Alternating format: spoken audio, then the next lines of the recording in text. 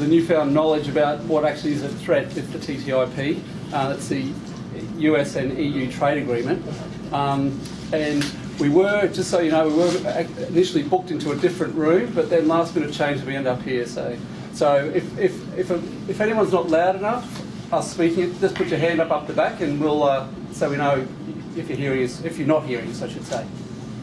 My name's Paul Lynch. It was eye cancer diagnosis 3 years ago for me that actually led me on the path to actually investigating and looking into food. And because when you think about food, they're both the building blocks and the scaffolding which actually builds your body. So what we put in our mouth, it benefits in our cells and to who we are. So therefore, any threat to that is of huge significance to both us and also for future generations in terms of genetic changes. So so that's sort of from a food point of view. Now, in terms of the actual agreement itself, like when I consider that in the obviously the US are the other partner for this agreement. Also, there's another one in the Asia Pacific known as the TPP, the Trans-Pacific Partnership. They're the instigators of, or the drivers, I should say, of both of those agreements. Now, when it takes over $1 billion US for the president to be elected to run his campaign, obviously there's a bit of payback involved in terms of corporate influence. Corporate influence that we would not put up in this country because it might unduly influence our democratic processes. So in the same way now, what's actually happening there, we've been able to sit back and think of the US and say, right, that's fine, you've got your crazy system over there, it doesn't affect us. However, now what these agreements are agreements are possibly the delivery mechanism to actually spread some of that influence throughout the world. And it also can be analogous, I think, to cancer as well. Cancer is uncontrollable growth of cells, and you don't normally die from the cancer itself. It's normally if it metastasises elsewhere.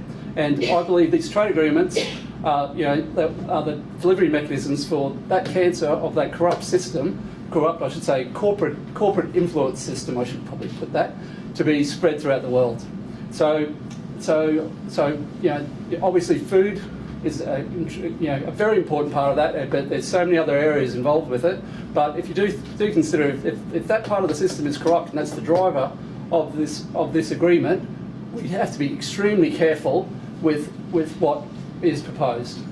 So without further ado, first of all we'll have Linda speaking. Linda's been working on trade agreements for many years and is extremely knowledgeable about the agreements. So Linda, over to you. Okay. I wanted to first just give you a short overview of the agreement before other people talk particularly about food. So, okay? No. Right. So this transatlantic trade and investment partnership, the first thing to say is it's not about trade. It's about increasing the power of transnational corporations and about undermining regulations to suit corporations, in such a way to suit corporations. And another important thing to say up front is that the biggest push comes from the same old transnational banks and other financial service corporations that caused the crash, and that's led to austerity. And now it's needs, apparently, the Transatlantic Trade and Investment Partnership to overcome the crisis. So it's all round in the same circle. The TTIP, the TTIP has the usual inclusions of free trade agreements. That's liberalisation of trading goods, manufactured and agricultural. Liberalising trading goods means that you reduce the import tariffs. And although that's always considered to be an unquestioned good, that you reducing tariffs is a great thing, it is in fact a tax reduction with a shift of resource from governments to corporations in itself. All free trade agreements include liberalisation of trade in services too, which means opening and staying open to transnational investors in services, and also giving those investors rights. And all free trade agreements include strengthening corporate intellectual property rights, so controlling knowledge and charging rent to other people to use it. So extending, for instance, strengthening intellectual property can mean extending the patents on medicines, which means more expensive medicines. So these are in all free trade agreements. These are components of all free trade agreements. Can you hear me okay at the back? Yeah. However, the main part of this agreement is the convergence or harmonisation of the regulatory frameworks of the US and EU, so that you finish up with the same regulations. So these are the regulations that actually frame our society, bringing them together. And as this is a corporate agreement for corporations, by corporations, promoted by corporations for their benefit, and because the regulatory processes, the way regulations are formulated in the US, are dominated by industry to such an extent there, this means that the direction of travel for harmonising regulation can only be downwards. It can only be more lax, more corporate-friendly regulation that we finish up with. In fact, this regulatory harmonisation is deceptive language for a way to get rid of regulations on corporations and the regulations that control corporations. In fact, corporations in this trade arena refer to regulations as trade irritants.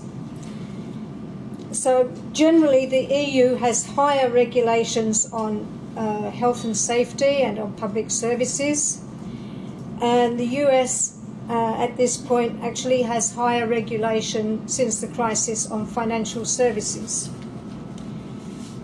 So both stand to lose in that regard with lower regulations. Another element of this trade agreement is the introduction of investor-state dispute settlement, ISDS, which will allow corporations to sue governments for any subsequent changes or reversals. For instance, a later attempt to strengthen again regulations, that means corporations can sue the government for that, for the loss of all their future expected profits that they won't get if the regulation is introduced. There's also an ongoing structure being set up as part of the agreement to continue the harmonisation on into the future. So you don't know what you're getting even at the point if this agreement gets signed up. You don't know what you're getting because this ongoing structure will stretch into the future. So it's this regulatory harmonisation will affect many areas like health and safety, chemical safety, data protection, public services, and it's certainly this regulatory harmonisation part of the agreement that is the main danger to our food supply. So tonight we're talking about the food aspect, but keep in mind that it affects much more than just food. Thanks, Linda. And we'll have time for questions at the end, plenty of time for questions at the end. So next up we have Helena Paul. She's worked for more than 25 years on issues including Indigenous people's rights in tropical forests, oil exploitation in the tropics, biodiversity, including agricultural biodiversity, patents on life and genetic engineering, and corporate power. She helped co-found GM Freeze and Genetic Engineering Network, amongst many other achievements. So so let's welcome Helena. Okay, thanks very much. Shouldn't do that. Not yet, not till you've heard me. I brought along a few leaflets and booklets if you're at all interested in them. Just one or two. One's quite entertaining. It's about corporate power and it's also in food. And you can find them on our website. Well, I'll start off by saying what I'm not going to talk about tonight. I'm not going to talk about chlorine meat, or chlorine chicken, or hormone beef, or lactic acid sprayed on pork. I'm going to stick to GM, genetic modification, and also the endocrine disruptors and the disruptors of many other things, the pesticides that go with them. Because for me, genetic modification and pesticides go hand in hand, and I think we all need to be aware of this. And the aim of the agreement is to attack regulation on food and also regulation on pesticides. There's something called maximum residue levels, which corporations keep lobbying to raise and raise and raise so we can have more pesticide residues in our food, which enables them to use more and more on that food. Okay, I thought I'd start off with a really brief history because Linda asked me to on just GMOs in Europe. You may be aware of this, I'm not going to hang on to it for long. But it all began in 1996 when Monsanto came along with a big PR firm and started looking for dialogue with the European NGOs. And they wanted to talk to us about this wonderful new technology they had with the help of Burson Marsteller. And it was very interesting because people were immediately suspicious. I mean, in the States, people weren't told anything. Here, we were told that this is what Monsanto wanted to do, and they organised dialogues, and they paid for various adverts and ways to reach people, and so on and so forth. People resisted, absolutely resisted. The crop trials that we had in the UK, I don't know if you heard about those, but from about 2001, we had crop trials, a number of them all over the country. People resisted, they criticised them, they opposed them, and some people removed them. From 1999 to 2003, we actually had a de facto moratorium on GM in the EU. It was great because it was just, we say no, we don't want this. Quite simple. The trouble was that after 2003, the US started to push harder and harder in the World Trade Organization until finally in 2006, they managed to get a ruling against the European Union. And it was at that point that we started to have laws which would enable basically to consider, the laws were there already, but we started to use them, to consider each application that was made for a GM crop, either for cultivation or for import only, not cultivation in Europe, but import from outside Europe. And that was food ingredients and animal feed. Animal feed is the backbone of the GM industry, absolutely the backbone. Without the animal feed, it would be nowhere. This is why in 2003 or so, when people said they didn't want to eat GM, everyone was quite happy in a way to say, that's all right, that's not a problem. We don't have to have too much GM in the food because it's the feed that is the important thing. Now, in 2014, most people still don't want GM in Europe. The Eurobarometer polls show that. I think it was 67% don't want it last time they considered, they looked. It's really interesting because the EU has a long queue of crops waiting for cultivation, waiting for approval for import or cultivation.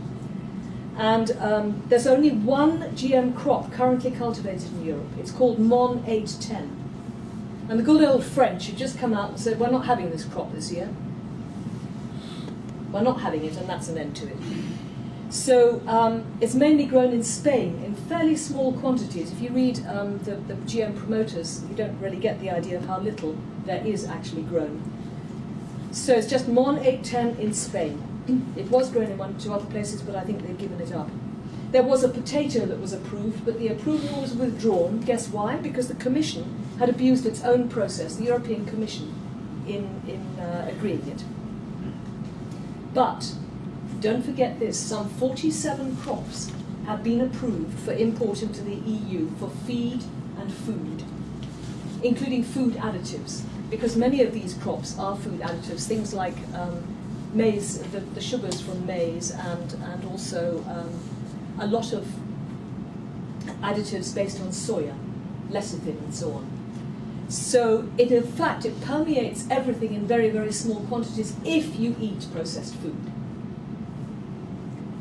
But it's really, you can still get organic, but they're trying to make it more and more difficult in this country. But mainly, if you don't use supermarket processed food, you can still largely avoid it. The main problem is the animal feed. And of course, we're now importing GM oil, which is being used for biofuels. So the GM industry has the feed, the processed meal, and then they have the oil also to exploit. I think another thing to make really clear is that GM crops are associated with large and increasing amounts of pesticide use, mainly herbicides, glyphosate, glufosinate. There are two that are used. Mainly it's glyphosate. That is, glyphosate was really promoted in the form of Roundup by just one company, Monsanto. Other companies use it also, but Monsanto was the leader. And frankly, these crops have devastating impacts where they are produced. The animal feed that is imported into Europe is devastating parts of Argentina, Paraguay, parts of Uruguay, Bolivia and Brazil, which has now become the largest user of pesticides in the world. Basically, people are losing their land rights. They're being driven off the land. The large farmers are taking over. There are pools of shadowy investors, and it's all changing quite rapidly, and hundreds of thousands of people have been driven off the land. The point is that the GM packages are failing. They are failing because they require ever larger quantities of pesticide. Now, there's a major gap with the imports of GMOs into Europe.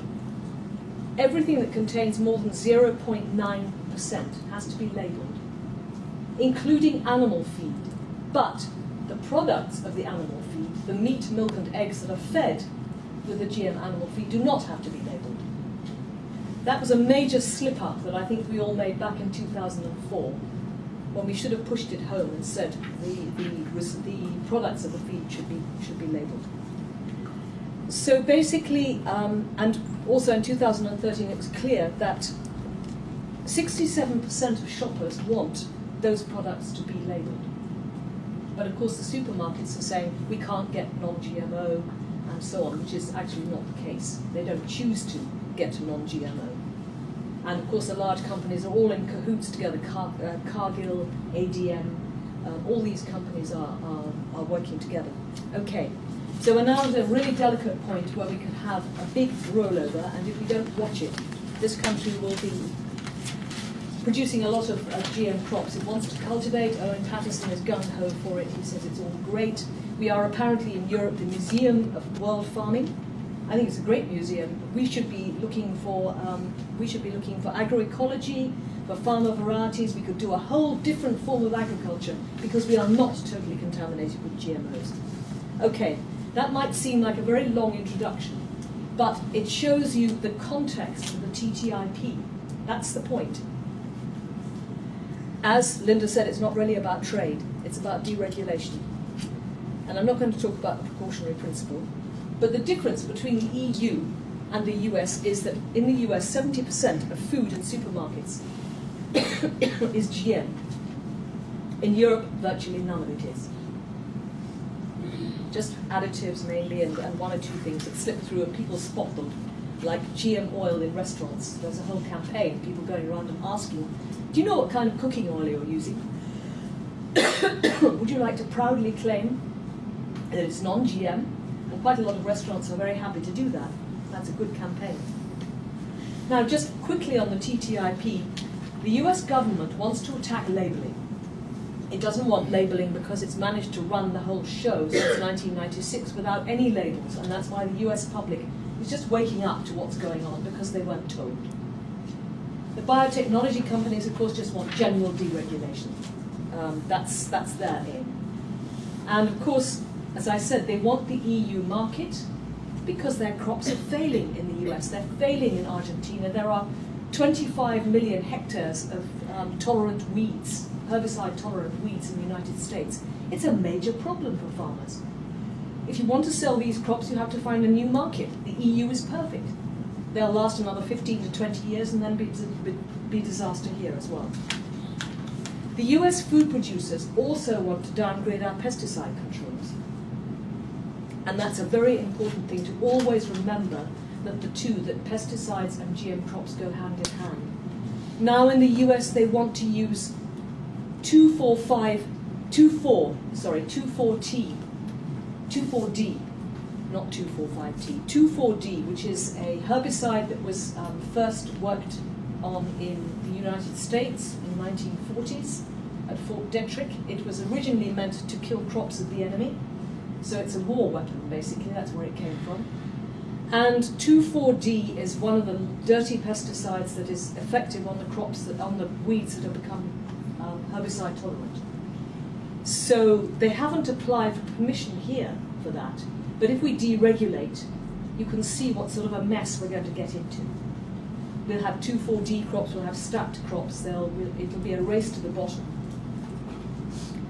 So Also, of course, they want to get rid of the precautionary principle, which you're going to talk about, and replace it with a risk-benefit analysis. When you hear the term risk-benefit analysis, watch out, because it basically means we're going to disregard precaution and balance costs and benefits and so forth. And then, well, we know where that leads. So we really need to be careful about this and to take action on it, because otherwise it will be smuggled. It will, well, not smuggled, it will just march in. There are many reasons to worry about GM. If you just remember this one reason, when you do genetic modification, you have maybe hundreds of unintentional impacts of mutations whose impact you can't know at the time, because you don't know what to look for. And as people say, if you don't know what to look for, or where to look for it, you don't know what you'll find. If somebody tells you we can now sequence the genome, that is not the answer. Because even if you can sequence the genome, you won't necessarily know what's going on in the genome. So GM crops lead to unintended effects. That's what Arpad Pusztai tried to say. And they shouted so loudly he couldn't be heard. He said, to add snowdrop lectin to potatoes has a different effect from engineering snowdrop lectin into potatoes. So if you genetically engineer snowdrop lectin into potatoes, it has a different effect on the rats. But they shouted so loudly it was hard to hear that. Now we have to remember that we can keep things simple for ourselves. We don't have to have problems with contamination and separation distances and people having to clean their machinery in between gathering GM crops and non-GM crops, which they won't do anyway because human fallibility is what it is. You won't have organic farmers losing their status as they have in Canada because they've been contaminated by GM crops. With GM, you need separate chains of production. The machinery has to be cleaned. As I say, life is more complicated. And finally, GM crops have shown no long-term benefits so far. They really haven't. We're promised more and more things by GM crops, but they have been promising us drought-tolerant, flood-resistant, and salt-tolerant crops for many years. There are farmer varieties that do that. Farmers have developed them. Sometimes they are old varieties, sometimes they are new ones. We don't need to follow the promises any further. So the important thing is to realise what the TTIP is about, to link it with all the other fights that we have on, and to realise that GM crops are not the answer to feeding the hungry. In fact, they're likely to be the opposite. Thank you.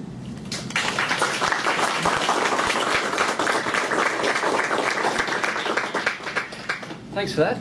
Now we have Kai Sterner. He's a biomedical student at the London Metropolitan University who over the last 5 years has been engaged in the grassroots environmental and anti-globalisation movements, more recently taking an interest in academic influences on the global green movement. Hey guys. Okay, I'm going to take it from a sort of more from the science point of view, talk about the science community and how they fit into it. I think I'm going to say a few controversial things. I hope it's not too controversial. Can I hear it? Can you hear okay? Yeah, can you hear it at the back? No. No? Okay, I'll speak up. Alright. Okay. Now, I would say that the GM debate, in terms of yes or no, that is over. Anyone who pretends that there's a yes-no GM debate has completely misinterpreted the argument. Now, that's both from the anti-GM movement and the scientists who say, yes, GM is safe, because it's just not that simple. Just like most technologies, it's not about the technology per se, but how it's used. Who is using GM? Now, most of us will be aware of Monsanto. Pretty much the most evil company you could possibly come across. Couldn't really devise a more evil one if you tried. They're the ones who are pushing this. The people who are pushing the TTIP are also pretty unsavoury characters. The more you research it, there are many, many, many different sort of areas. There are sort of people who you might call are definitely on our side with the right intentions, and there are sort of ones that seem savoury at first, but then you look into it and you go, oh, they've got some ties here, they've got some ties there. It's quite a complicated issue. I think you'd say that there's a sort of dream of GM. There's that's what they try to sell, that well, it's going to be great, it's going to be, we'll make them super nutritious, and we're going to make them, like Helena was saying, they'll be drought resistant, whatnot, there'll be biodegradable plastics, there'll be biofuels. At the moment, none of that has materialised. Maybe one day it will. I think most environmentalists are trying to steer this stuff into the right direction. Like I said, most of it is driven by corporate interest, not by any kind of benefit to society. Monsanto did allow the patent for golden rice to be opened up. Like, well, thank you so much, Monsanto, for doing that. And again, that hasn't actually led to anything. So far from what I can see, it's you have to eat 20 bowls of rice to get the amount of vitamin A that they claim is actually your GDA. It's not very efficient. Now, that doesn't mean that potentially there aren't a few examples where GM might be useful. But you have to look at the infrastructure of who is steering this stuff. A large part of that is in sort of an arrogance within the scientific community. A sort of elitism, that they tend to look down on the social sciences, who talk about the much larger effects of this stuff, how it affects farmers socially, for example. There's also a sort of elitism that looks down on the green movement for thinking that they are unscientific. There are unscientific members of the green community who espout things that puts a bad image on personally. One of the reasons I wanted to study biology was to not be that person, to try and hopefully know a bit more about it, because it really does. Every time someone says something that is quite clearly not true, it does taint our whole movement. The history for scientists getting things wrong is massive. It's an extremely grim history of people doing things because they thought something and it's just not true. I mean, we don't have time to go into all of it, but I mean, things like oophorectomies a few hundred years ago, where they removed women's ovaries because they thought it led to stress, and then they were like, oh no, that's not true, whoops. Well, you've already done the damage. I mean, the examples are, asbestos, trans fats, tobacco, lead, mercury, DDT, radiation, thalidomide. Most of those are in the last 100 years, and they've had massive implications, massive amounts of death and deformities. Now, a lot of these, they say one of the biggest arguments about GM is there is not a single scientific paper that proves that there is a negative impact from GM. Neither was there with thalidomide. That's a non-argument. It doesn't mean that it doesn't cause damage. For example, thalidomide, briefly, when you have a chemical, there's a sort of a left-handed and right-handed version. They are similar, but they're not the same. It's just, all it is, it's like a mirror image of it. Now, at the time, when thalidomide came out in the 50s, science just didn't know that isomers existed. They didn't even know that they existed. Then they found out there's left-handed, right-handed forms. One of the forms, left-handed, causes massive deformities, as we will all know in thalidomide. The right-handed side doesn't. Only in 2001 did scientists find a way of being able to produce just the one, rather than when you create the chemical, you usually create 50-50 of each. Now we use thalidomide of just the one, and it's great. It's being used. 50 years it took to realise that in 2001. That's how little, and no awareness of the science behind that. So any scientist trying to claim that there's we know, they are totally missing the risks of not knowing, and I think that is. It seems like a little detail. It's not. It should be an absolutely fundamental thing. The idea of just taking something without at least 50 years, and it does seem to be with all the examples like lead, tobacco, it takes about 50 years to start seeing the effects, should be an absolute minimum. Now that's where the precautionary principle comes in. America doesn't really have a precautionary principle. They seem to think it's acceptable to just... they even in interviews when they're told, but there haven't been any long-term studies. The studies they do are about 90 days on rats. Rats are not humans. Anyone who tries to claim that that's enough is, well, whatever.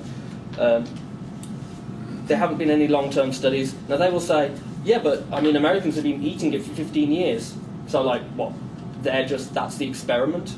Now, to me that seems totally unscientific and totally unsafe.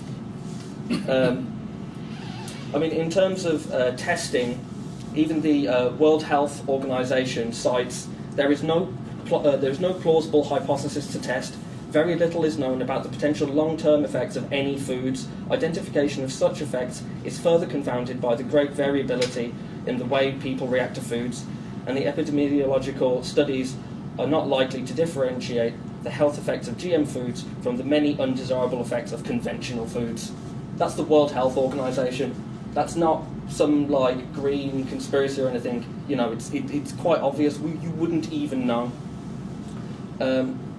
With the precautionary principle, it's not something that's set into law as such. It's a principle. It's an amalgamation of various bits of legislation that have crept into EU tradition, I suppose you'd say. It includes review by boards. Really you have to break it down into there's risk management, which is to say if something goes wrong, what do we do? There's risk assessment, and then there's precaution. Now, it's quite a buzz sort of issue at the moment. Although most people don't know about it, if you're interested, it is quite a big issue at the moment. I personally particularly like there are certain organisations, for example, study for existential risk. Love that idea. And these are quite high-flying scientists. It's people like, Martin Rees, the former astronomer royal, like people from MIT, really high-level people who are trying to bring attention to this idea that there is stuff that we don't know about, and it goes beyond GM. With the precautionary principle, it's largely applied to biological systems. When you talk about risk, it's very different if you're talking about, say, aeronautics. The risk there applied is you test something, and the person who takes the risk is the person who gets into the vehicle.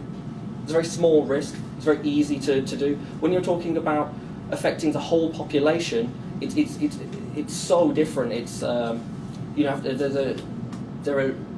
systems to even discuss that are quite new, complex systems studies and stuff. So a lot of that is very difficult to even study. It's a very fledgling science. A lot of this has only come around in the last 10 years. Now, the TTIP very much would like to undermine the precautionary principle. Like Linda said, it's trade irritants. I mean, if you're a company, which to me, being sort of anti-capitalist person, are pretty much sociopathic organisations, of course they just see that, like, what's this stuff stopping me doing from what I want to do? I with all this red tape. That's very much the exact what they would like to get rid of. Now for us, we see that as the stuff that protects us. Very much that's what I think. And I'm not the biggest EU person, but I do feel that we're actually in the area that has the most precaution, has the most safeguards for against companies trying to bring in this sort of stuff. There are, like I said, with the precautionary principle, there are a few bits of legislation that sort of amount to this. At the moment, it's still quite loose. It comes up in case law. It's not something that's purely defined. At the moment, it sort of stands that countries can sort of make up their own mind. Like Spain has allowed certain amounts. Germany seems to be quite sort of no about it. It accumulates into a general sort of thing.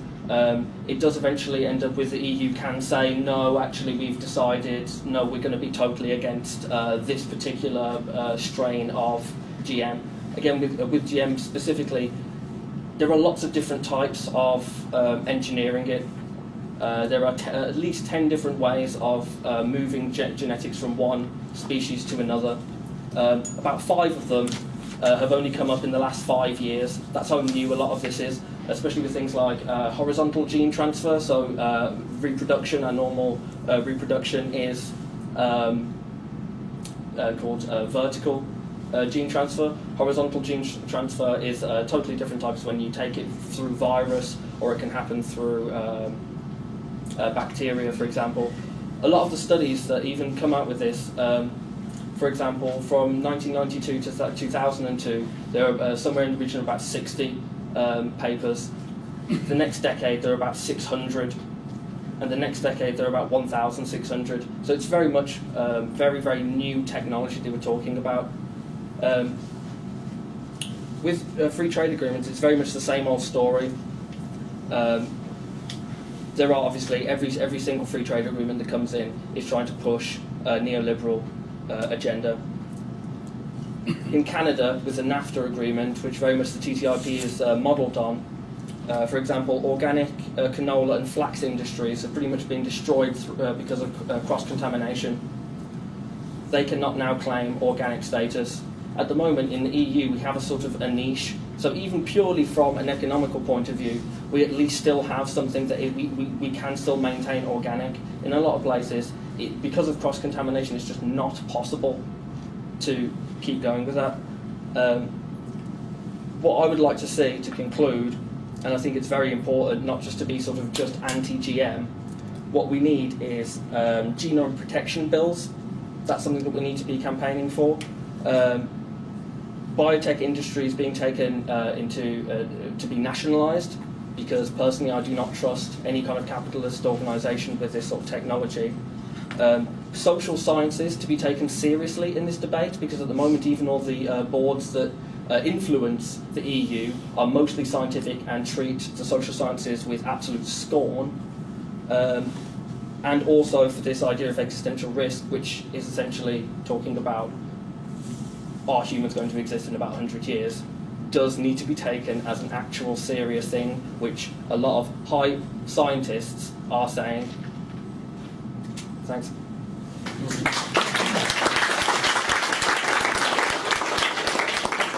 Thanks, Guy. And we'll come now back to Linda. Okay.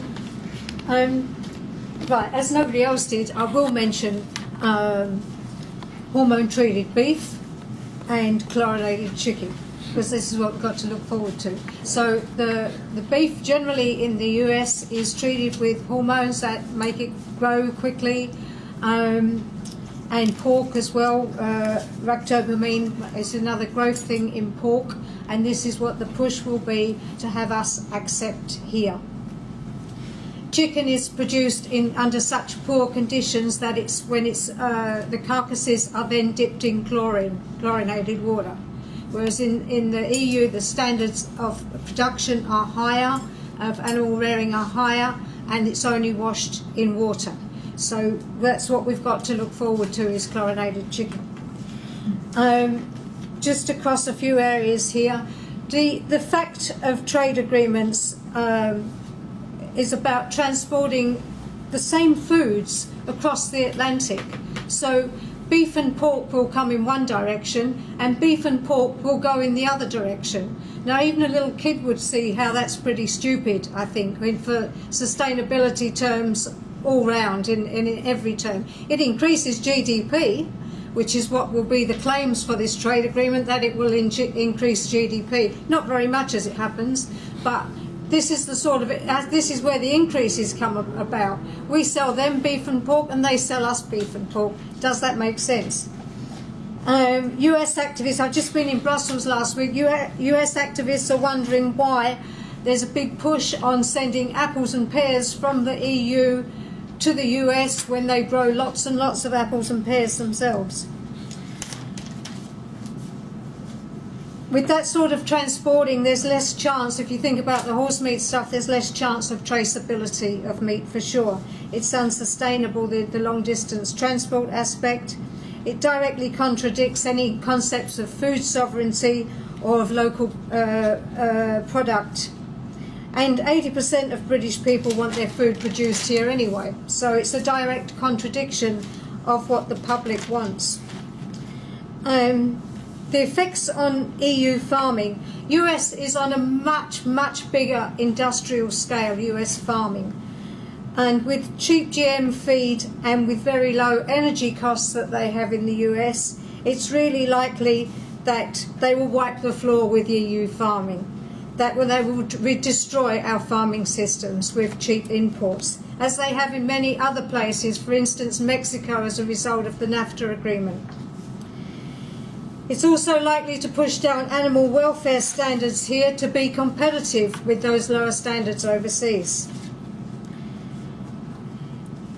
and also the farming in the member states is also likely to be pushed towards bigger scale industrial farming for the same reason.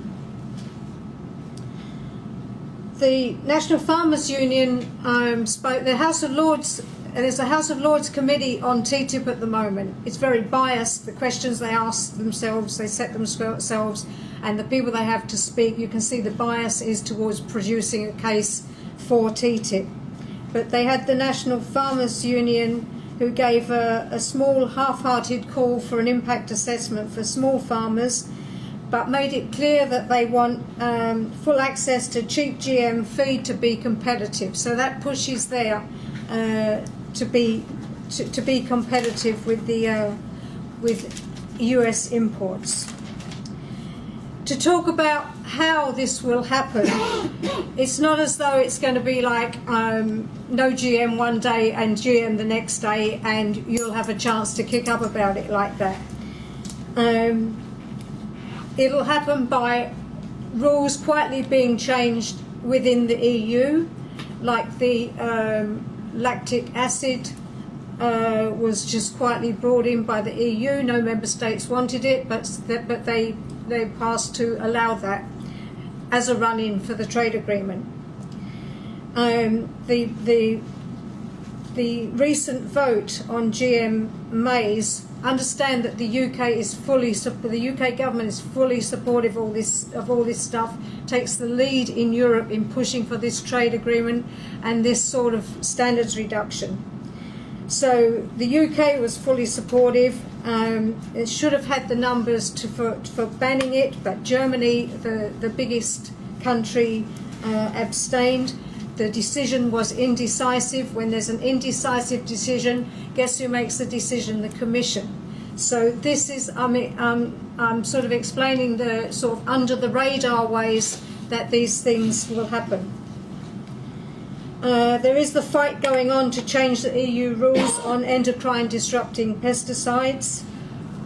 The US claims that it makes a difference to 40% of their inputs to the EU. So if that ban goes, that's how much more pesticide-laden food we'll be getting.